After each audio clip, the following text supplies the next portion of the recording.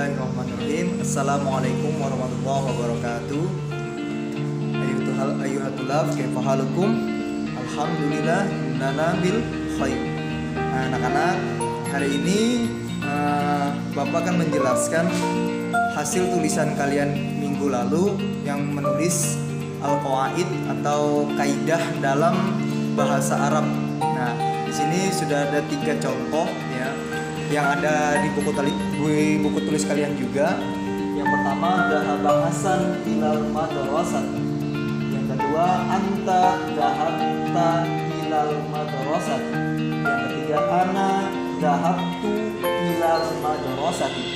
Nah, karena judulnya fi'lul madhi ya, berarti kita sekarang memahami kata kerja ya. Fi'lul madhi ini kata kerja yang sudah dilakukan atau dilaksanakan atau yang sedang dilaksanakan. Nah, contohnya anak-anak perlu memperhatikan ya, dalam penulisan bahasa Arab ini termasuk domirnya ya. Nah, anta, ana, huwa, hiya itu adalah domir ya. Domir ini nanti akan mengubah fi'lulnya. Nah, contohnya dhahaba ya dhahabu ya. Berarti kalau misalkan dia ana menjadi ana adhabu ilal madrasah. Nah, otomatis secara tidak langsung fi'lul madinya itu berubah bentuknya ya. Biasanya yang berubah itu adalah huruf depan ini. Nah, dia yang tadinya mufradatnya dhahaba, maka ketika kita masukkan fi'lul madi ya, kita masukkan domir, misalkan anta. Nah, maka yang tadinya dhahaba ini berubah menjadi dhahabta. Nah, ya, ini berubah. Paham ya anak-anak ya? Nah, ini adalah cara pemakaian dalam kaidah fi'lul madi ya. Ada juga nanti temannya fi'lul mudhari, tapi nanti kita bahas dulu fi'lul madi ya. Nah, fi'lul madi ini secara garis besarnya Bapak ulangi sekali lagi, adalah kata kerja yang sudah dikerjakan atau yang sedang dikerjakan. Paham ya? Ini contoh ya. Nah, dhahaba. Oh, di sini tidak ada ya, bukan tidak ada domirnya, ada domirnya karena ini adalah Hasan ya. Berarti domirnya adalah huwa. Huwa itu kalau kita pakai dhahaba tidak berubah ya, tetap seperti ini. Maka seperti huruf biasanya, dhahaba Hasan ilal madrasati. Hasan pergi ke sekolah ya.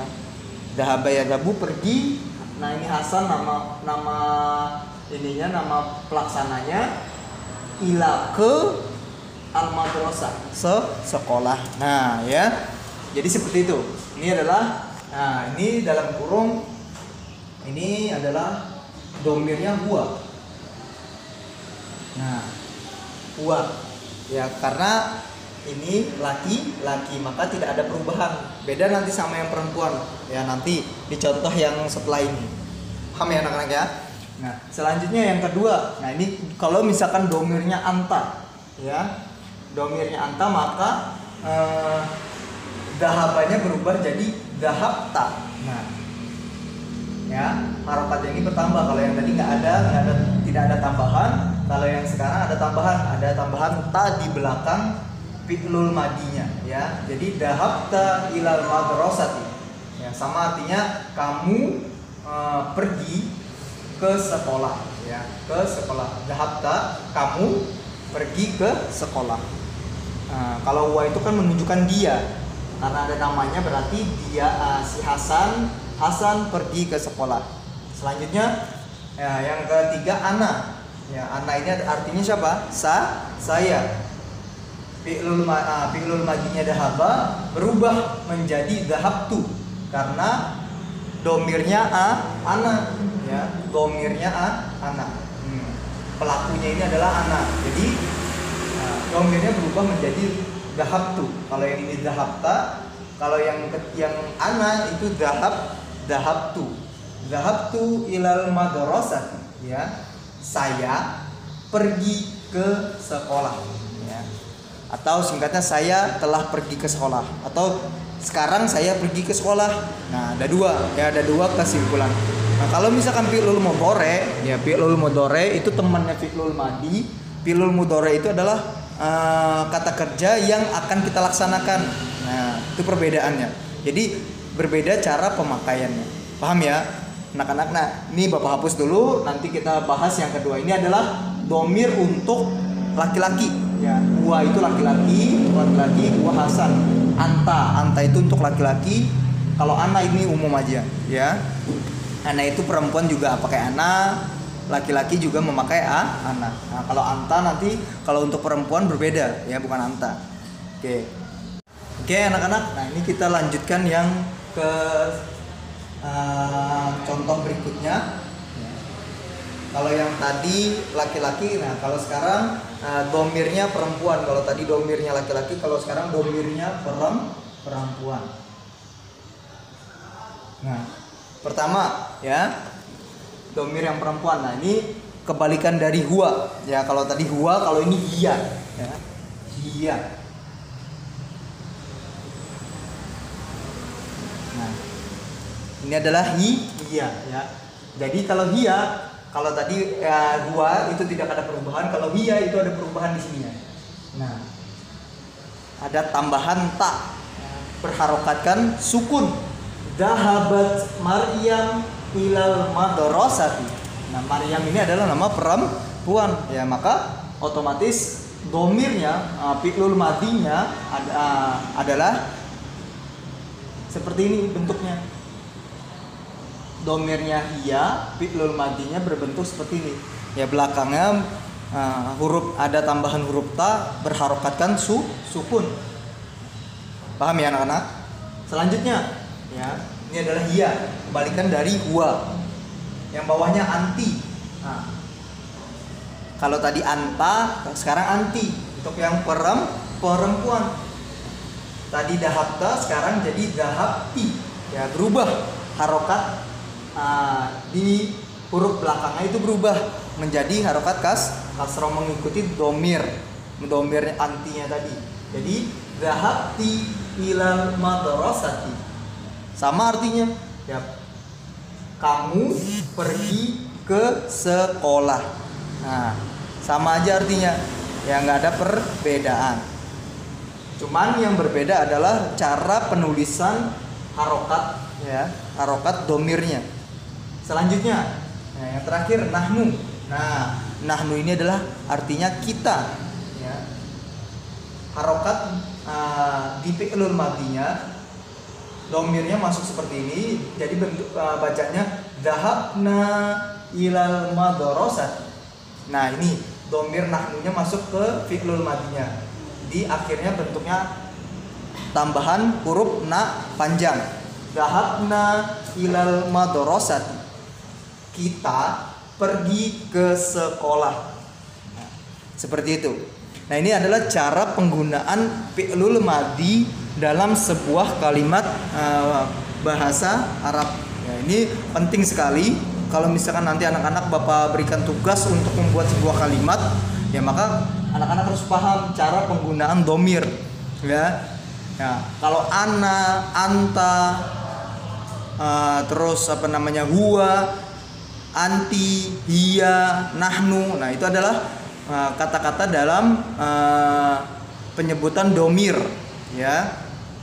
Ana saya, anta kamu, anti itu kamu untuk perempuan, terus huwa itu dia untuk laki-laki, hiya itu domir untuk perempuan. Kalau misalkan nahnu itu untuk kita semua, berarti umum saja, sama seperti ana.